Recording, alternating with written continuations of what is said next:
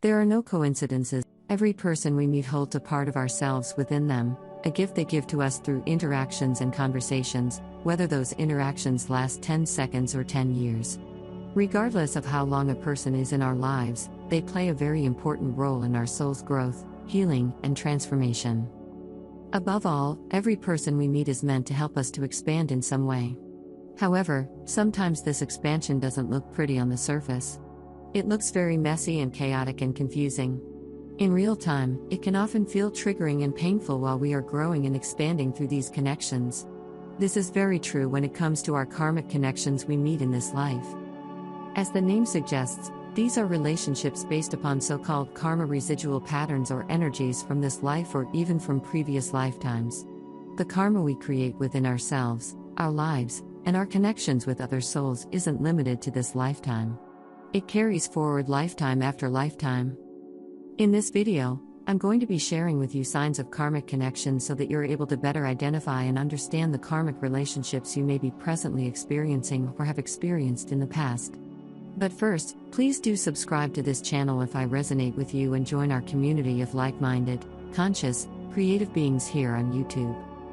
The first sign of a karmic connection is a sign across the board for all forms of soul connections, and this is a strong feeling of déjà vu or familiarity.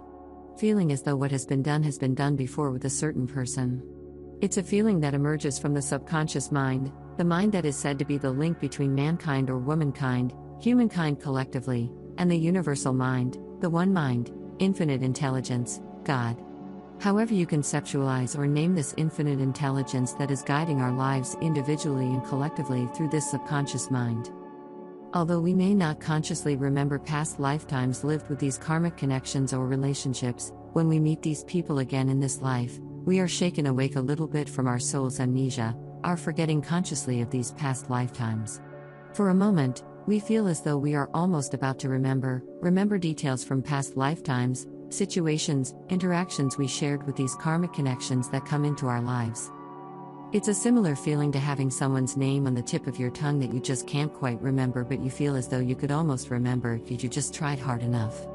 That is often how it feels when you meet a karmic connection. This is because karmic connections, like all forms of soul connections, are often souls with whom we have shared many lifetimes, or at the very least, at least one lifetime in the past together in which we were very close or had many interactions or conversations that were significant enough to leave an impression on our souls so deep that we could still feel it even if we couldn't consciously remember it in the next lifetime.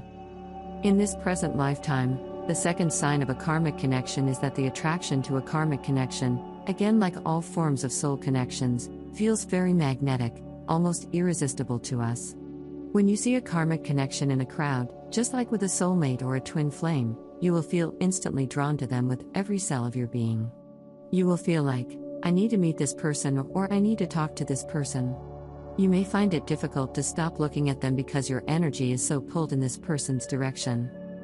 This is because you share a residual energy, a karmic energy from a past life with this person that is pulling you back to them again, pulling you back into that familiar cycle of connection that you shared in a past life with this person. This is also your soul guiding you to connect with this person because these karmic connections exist for expansion, mutual soul deep expansion in this life. So we are drawn to these people so irresistibly because we are supposed to be drawn to them because they have some kind of a lesson to teach us. So often with karmic often these connections trigger wounds within us, trigger negative patterns. We tend to label them in a very negative way. Sometimes we even regret them. We may look at a past relationship with an ex, label that relationship as toxic, and regret ever connecting with that person to begin with.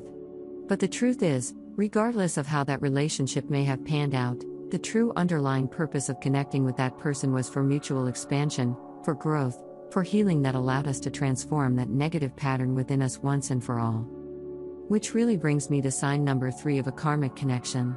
When we connect with a karmic partner after the whirlwind of familiarity, déjà vu, intense attraction we feel toward them, we often set course on this roller coaster of emotions.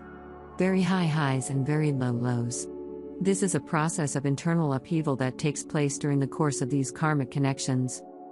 This upheaval happens because our karmic connections come back into our lives in this lifetime to trigger these wounds, these patterns within us, so that we can see them, acknowledge them, and heal them, move beyond them. To many of you familiar with the twin flame connection, so far many of these signs may sound similar to twin flames, which is where it gets so confusing for so many people. Just like karmic connections, our twin flame, our divine counterpart, comes into our lives to expand us, to heal us.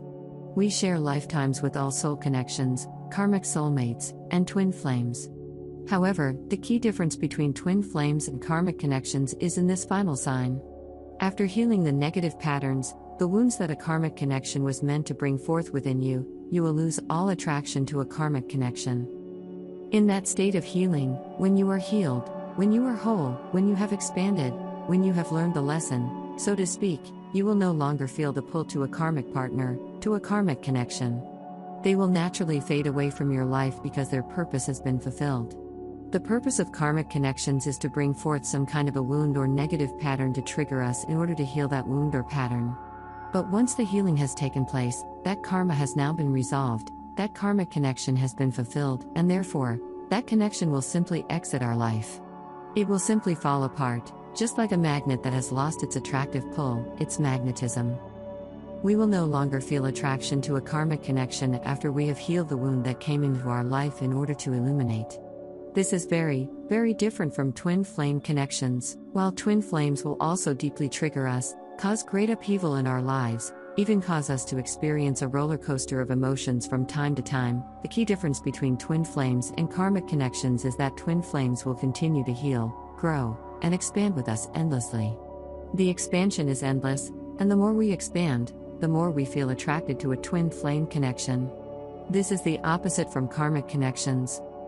Twin flames expand along with us, and the more we expand and grow, the deeper connection and attraction we will feel to a twin flame counterpart because they are meant to grow with us through lifetime after lifetime, not simply to show us one pattern or wound and then to dissolve away, but to continuously reflect back to us as our perfect energetic mirror every wound and pattern that will ever emerge within us for the purpose of endless, limitless expansion that occurs together in connection with one another.